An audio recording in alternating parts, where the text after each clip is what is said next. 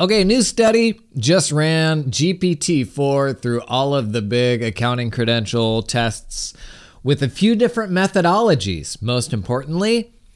And the result was it absolutely crushed them all. We're going to talk about that, but also talk about the different ways that they ran those tests that yielded very different results. A great lesson in prompt engineering and how we're still learning how to work with language models and get the most out of them. And how does this sound? In the future, finance AI will power every business and accounting firm. Today, we're taking an important step toward that reality. Big press release just dropped about an hour before I recorded this. We're going to talk about it. Let's do it. Come on in.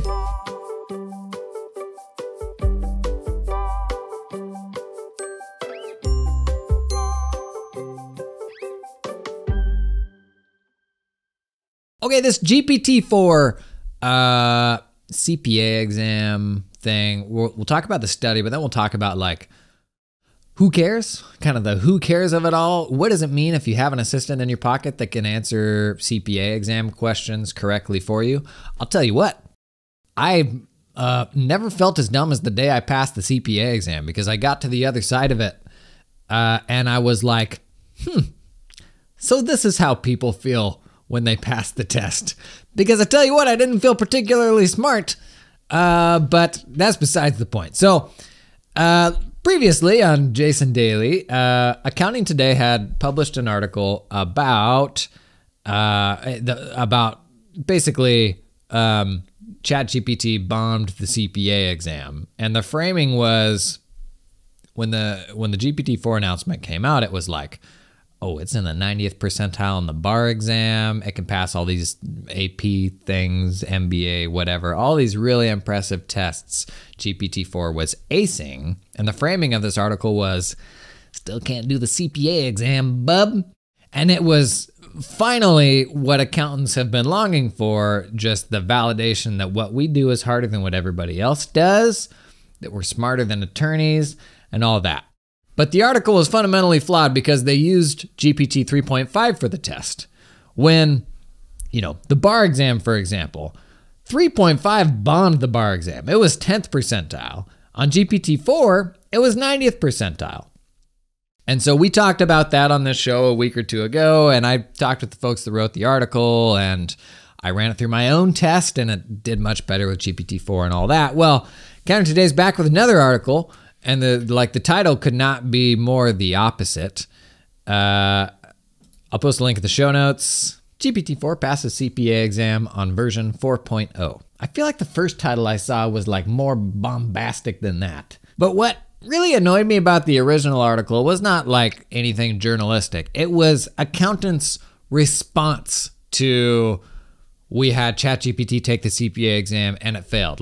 Everybody was amplifying the hell out of that article and doing their own write-ups, about how this makes them feel and how this validates that AI will not replace accountants, when the accountants that AI will replace are those people, are the ones hiding under a rock trying to prove the point that it won't replace us. That's the worst thing that we can do. And frankly, it's just embarrassing to me when people say that and leans into the old-timey accountant-isms.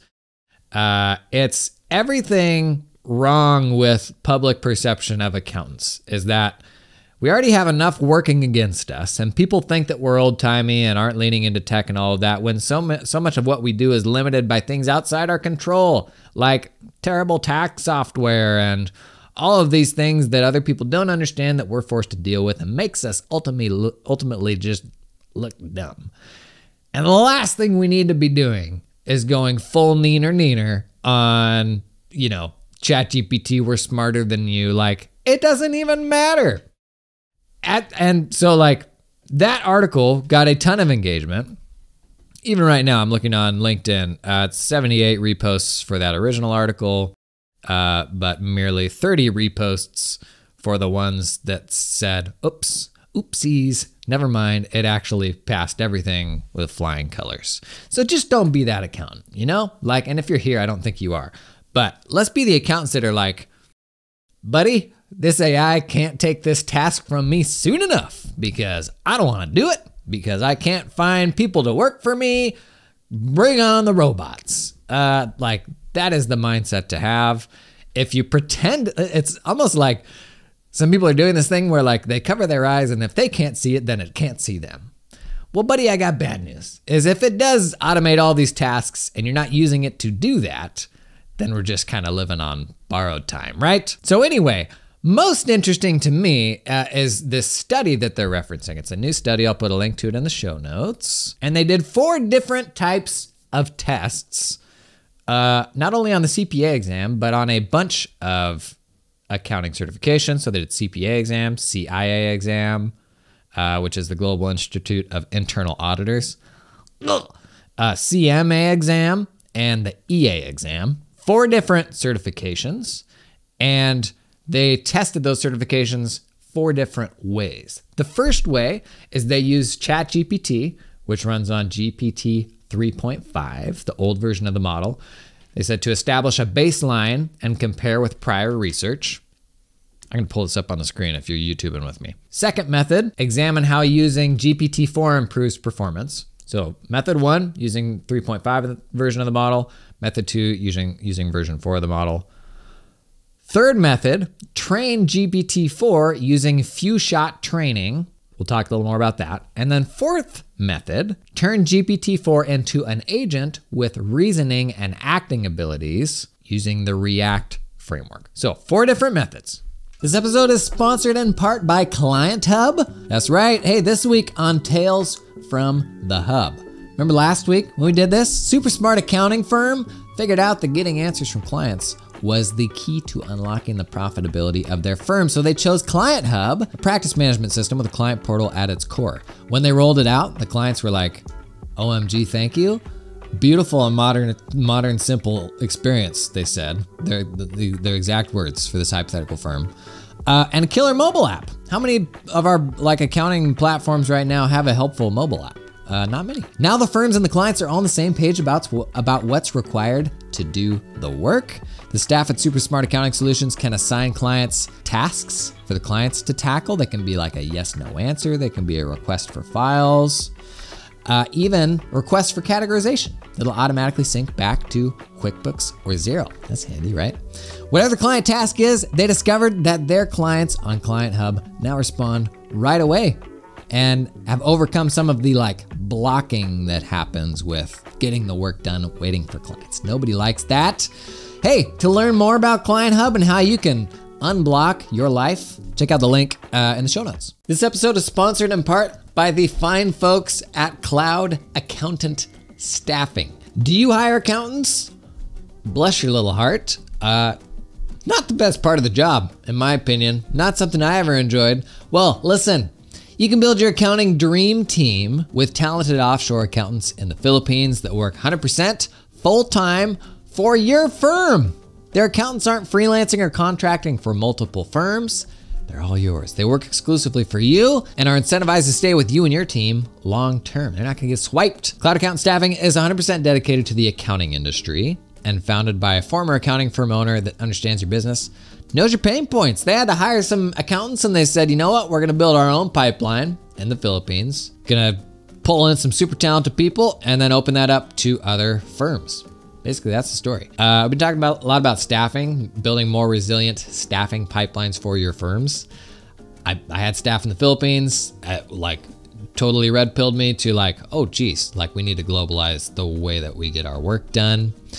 Check these folks out. Link in the show description, cloudaccountantstaffing.com. First 2, easy to understand. 3.5 version of the model and version 4 of the model. It stunk at 3.5. That's the brief. Anywhere from 40 to 60%.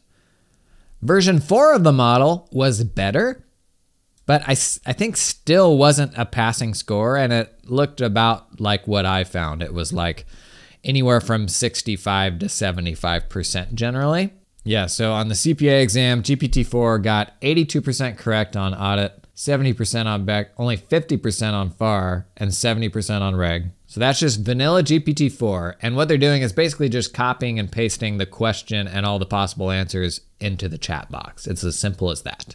Now, the third method of testing that they did, quote unquote, few-shot learning. And what few-shot learning is when you show it an example of something done right, and then you ask it to answer the question.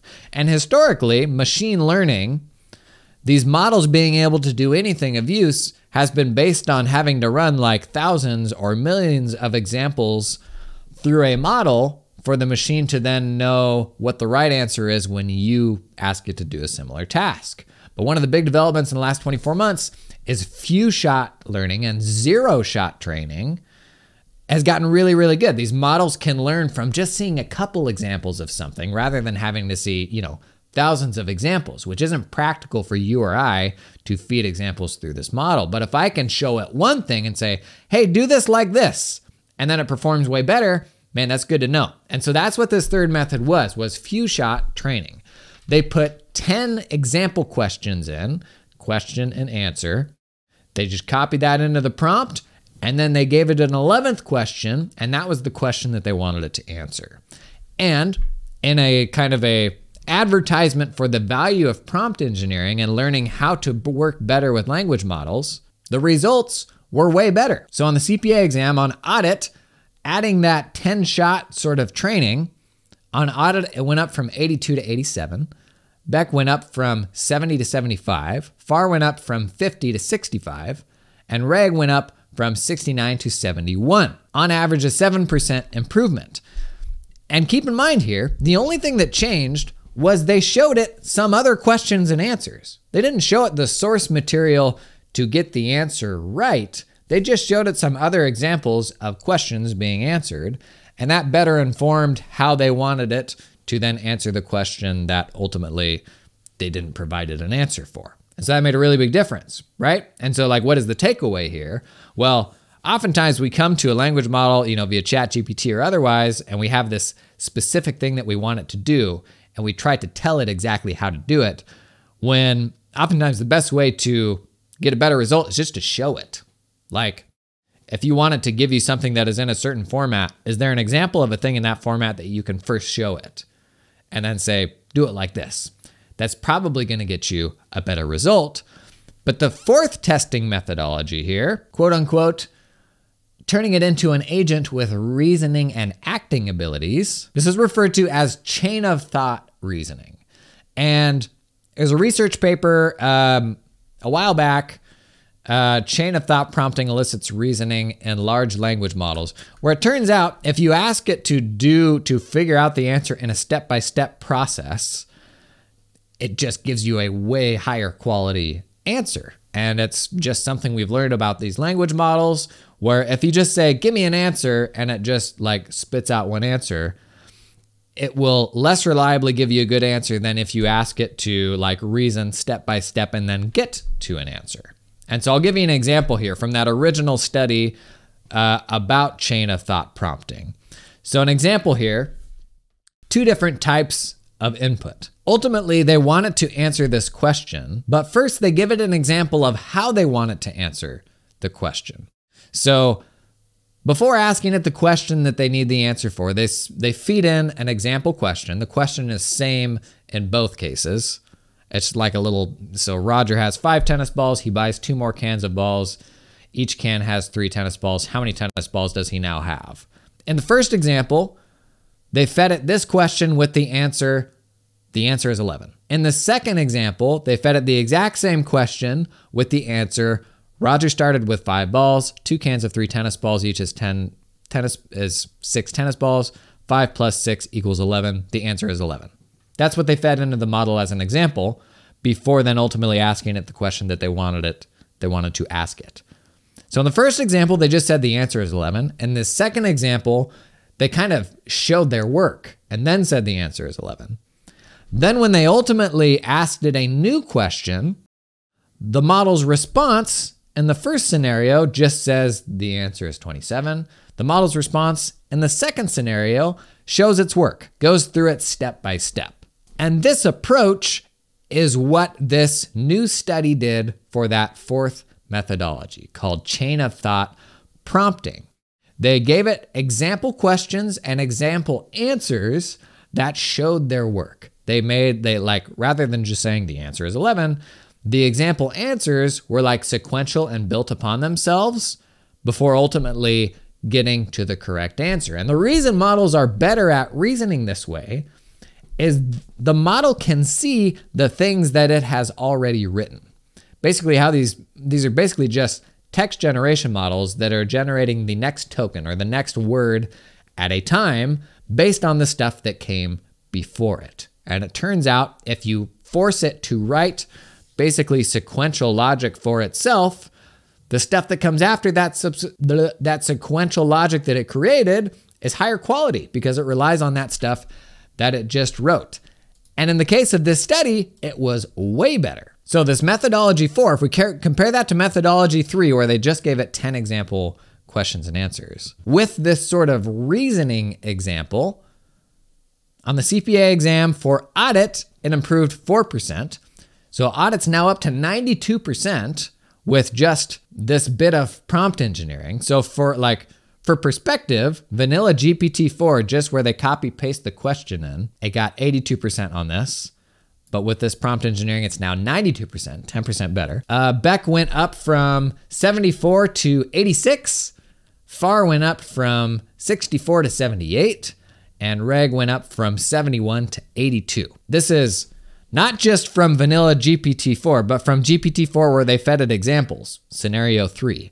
On average, going from scenario 3 to scenario 4, the results were 10% better by making the model explain the steps that it takes to get to the right answer. And this is like, the takeaway here is we are all prompting models in wildly different ways. And in a perfect world, yes, it would be able to figure all this stuff out for us, and it would be so user-friendly that you wouldn't have to know all of this stuff. But it also explains why two people trying to solve the same problem with a language model can get to wildly different answers. And I think the human reaction and there's like some frustration here that's like, well, I'll just wait until it gets better. But so much of this comes from the fact that it's technology, and technology can be frustrating because it's this ambiguous thing that is hard to understand. But this is a situation where anthropomorphizing AI is actually helpful. And so that is thinking of this thing as a human, which is usually bad because it doesn't care about you, and human limitations do not apply to this thing. You don't have to worry about messaging ChatGPT at 9 o'clock at night, and then when it responds, you don't have to be like, oh no, you could have left this for the morning, I'm sorry. It's not like that. But this is a situation where anthropomorphizing AI is helpful, because if you think about how hard it is to work with other human beings and what it's like to train a person from scratch that you bring in the door, what a massive investment that is into that person, and you just hope that it works out. I think we have people right now that are saying, sorry, it's not worth it. It's not worth it for me to learn how to get the most out of ChatGPT or, language models. I'm just gonna wait till it comes around. But then you turn around and there's old Johnny Intern standing in the doorway, and he's like, I figured out how to fix the copier. What do you want me to do next? And you're like, oh boy, let's see. I've got these 100 things I need to do today, but I've only trained him how to do these 2 things. So you have him come in and you sit down with him and you teach him this thing, and you hope that it sticks, and it usually takes telling him a few times. If we compare the amount of investment we put into human people, which we should still keep doing, I'm not saying that that's a thing that should go away. The level of patience and grace we give people, I think, is very different right now than what we give the machines. And maybe it's because we're ultimately afraid of the machines and we don't want them to take over what we're going to do. But man, with just a little bit of learning, like in this case, that better methodology of prompting, from copying and pasting the question into GPT-4 to the fourth methodology of chain of thought, yielded on average a 16% improvement on the CPA exam score results. Hey, this episode is sponsored in part by Firm 360. Firm 360 is a practice management system that's just gonna help you get more done, help you run a more organized accounting firm.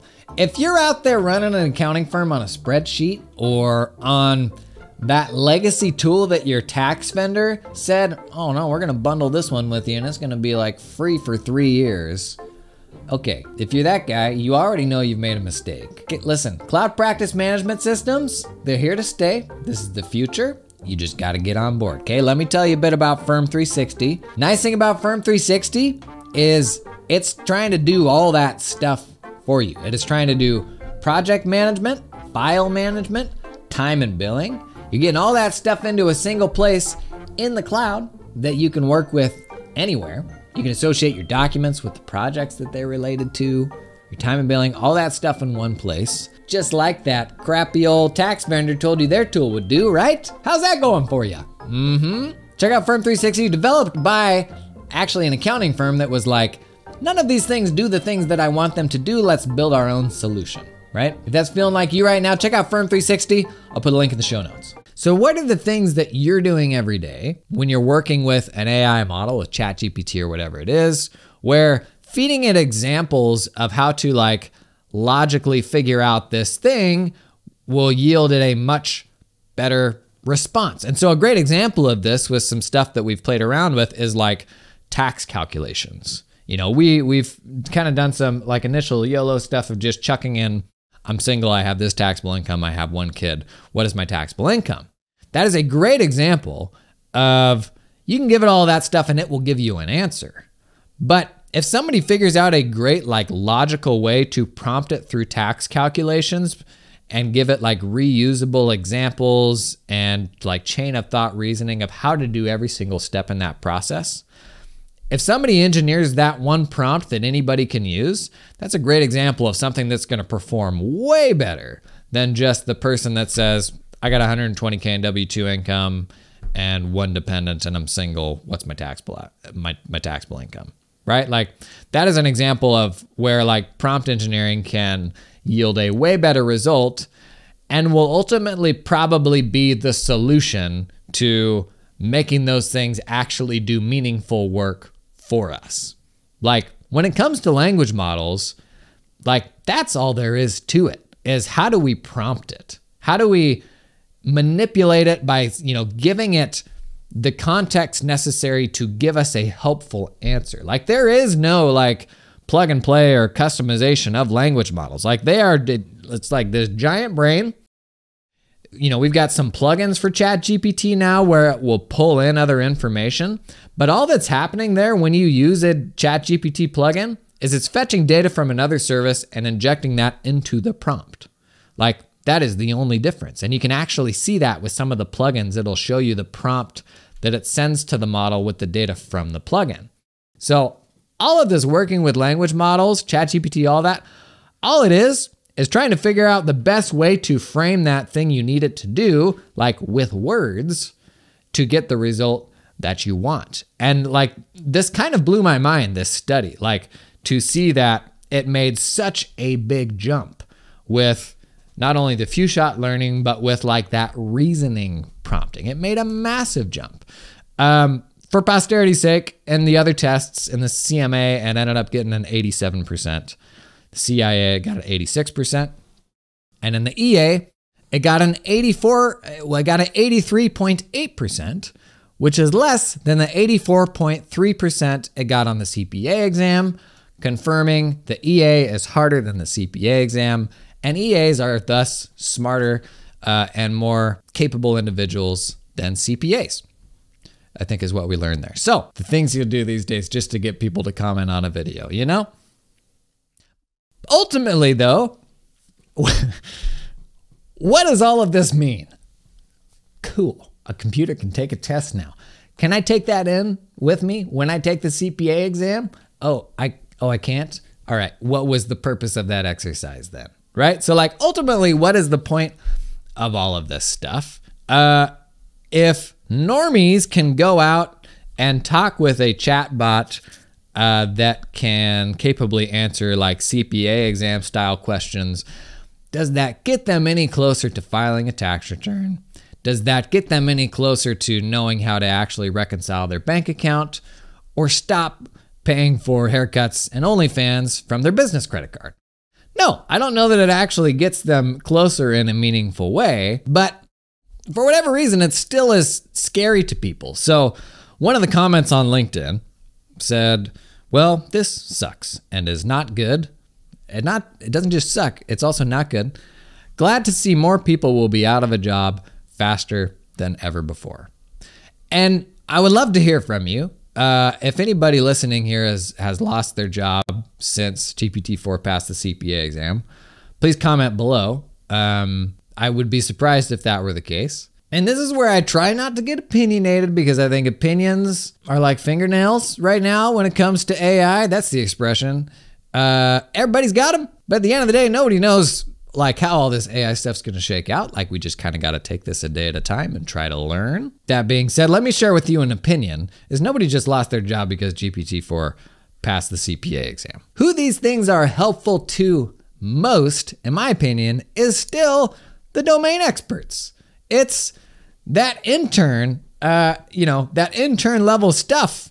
Can you like use this assistant to perform some task in your business that otherwise had to be a human task or otherwise wasn't getting done because you couldn't find a human to do the task? Like ChatGPT, which is a generalist model, which is maybe the most amazing thing about this, is this was not trained specially for taking the CPA exam or anything else like that. If you had a model that was, like, I mean, if this thing knocked its socks off, like a specially trained model is going to send your socks into the stratosphere. But I love that we all have this assistant that is pretty darn good at just about everything, from editing your writing to helping you write a first draft to giving you advice about XYZ. Is it as good as the subject matter experts at all those things? No. Like, is it taking into account all of the context about you and your situation that would impact the correct answer for you? No, it's not doing that. But the fact that computer software helps us prepare tax returns and fill out the forms does not then mean that like we are out of work. And so that is not to say that like ultimately AI will not become more powerful and be able to do more stuff for us. But right now, like through my lens, like this is all great news. Like this is all like awesome, man. Like I just learned a little bit more about how this can better help me in the crap I got to do every day that I don't want to do. Because I don't know a single accountant out there that sits down at their desk and goes, I cannot wait to do every single thing that I have on my list today. If there was somebody that could do it for me, I would tell them to go take a hike. I would tell them to go jump in a lake because I just love doing this so much. No, we've all got stuff that like we don't enjoy doing. Virtually none of us went into the business of doing accounting to respond to emails all day and like do all these other trivial things that we're just sick of doing. So when I see positive news about, well, I wouldn't say positive. When I say news about what AI is capable of, man, that's why I get so jacked. Is like, there's so many things we can get help with before we truly have to start looking around and going, oh shoot, what am I gonna do now? Like, oh my gosh, we are so far away from that. Somebody, I can't remember who it was. I was on a panel and somebody made the point that it was like, back in the early 20th century, there's a newspaper article that was like, well, once we have this system that will distribute electricity everywhere and for manufacturing and all these things, we estimate that people can basically reduce their working hours to 4 hours a day. And that was, early 20th century. I think that human nature, it's just always kind of gonna find a way to fill the day with something. That just always kind of seems like the way that it goes. I don't know. Maybe that's the case until the day that it's not. And AI is definitely on a level of something that we've never seen before, where if a whole bunch of people do get displaced really fast, which there's definitely a risk of right now, then like the whole calculation on some sort of like universal basic income and like how do you actually take care of all of these people who like if somebody just like Thanos finger snapped, boom, here goes this industry because AI just did this thing, we do have to think about if that did happen, how would you take care of those people? Because it is too cavalier to say, well, should have learned something that was more resilient to AI, right? Like we do have to kind of be thinking about that eventuality, that it could happen. But man, everything I'm seeing today is like, we're so far from taking so many things away from accountants that there is nothing to do. I don't know. That's my thought. What's your thought? I'm just so far away from being afraid of it displacing us right now. I think my main, if I have any fear around AI, it is around information, misinformation. I'm concerned about the next election cycle. I'm concerned that regulation isn't gonna, I'm generally not a fan of regulation, but when you think about just the level of misinformation that this could create, the fact that really humans, like what we do is we share and we spread ideas. And the power right now to generate synthetic concepts and ideas for humans to distribute, where these ideas are like manufactured in a way to steer a society or a certain type of person in a direction, that scares me. Ultimately, civilization is like stories that we've passed down and all these things, right? And like Jacob Oberlander shared this awesome talk with me. I don't know if awesome is the right word, but just around like maybe the biggest risk with AI right now. I'll put it in the show notes. But the day that AI got good enough at writing to look like a human, and arguably right now it's better than most humans, that may be bigger than AGI, because what we do is we share ideas, and we like, that is culture. That is how culture develops. And when AI crossed that threshold to be able to share and distribute ideas, we'll see what happens. That's kind of interesting. That is the one aspect of AI I'm afraid of. Accountants not having any work to do. I'm not there yet. So why right now I'm like leaning into it as hard as I can, because I want it to be helpful. Big news release. In my opinion, it's big. Digits just announced a finance AI, and there's a landing page to sign up. They said in the future, finance AI will power every business and accounting firm. Today, we're taking an important step toward that reality. I'll put a link in the show notes. You can go to digits.com/AI and sign up for quote unquote the world's smartest finance AI, your company's new unfair advantage. Some background on Digits, because I think Digits has taken a lot of crap because they've jumped around and done a lot of different products, and their stuff is very flashy, and people kind of still don't understand like what Digits is doing, and they've raised a whole bunch of money. But they've hopped around from like reporting product to, quality assurance product, and all these kind of like, I would say sort of half products where they shipped it to kind of see like, is this going to, garner traction? And they kind of just keep trying different things. And the team behind Digits, like these are some big brain AI folks, like big time, like that came from outside the accounting space. And like so many, I'll say it, engineering bros do, they look at the accounting space and they're like, oh man, these knuckleheads haven't got it figured out. That looks like some easy money to be made. And I'm not saying that was Digits, but they were non-accounting folks. They came here and they want to build great tools for advisors with AI and machine learning.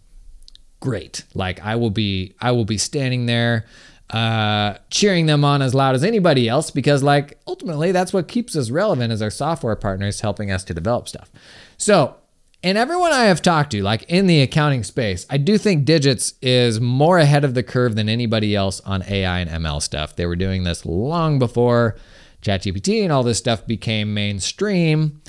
So I am actually very excited to see them working on some sort of assistant, because if I had to like bet on any horse in the AI race in the accounting space, like from a pure knowledge standpoint and like having like researchers that have done really impressive things in the past from a technical standpoint, which will not always convert to like, what is a thing that is helpful for me? But from a technical standpoint, I don't think there's anybody right now that can hold a candle to Digits. And people will disagree with that. And that doesn't mean that they can ultimately make a product that will be compelling for accountants. Like, those are two very different things.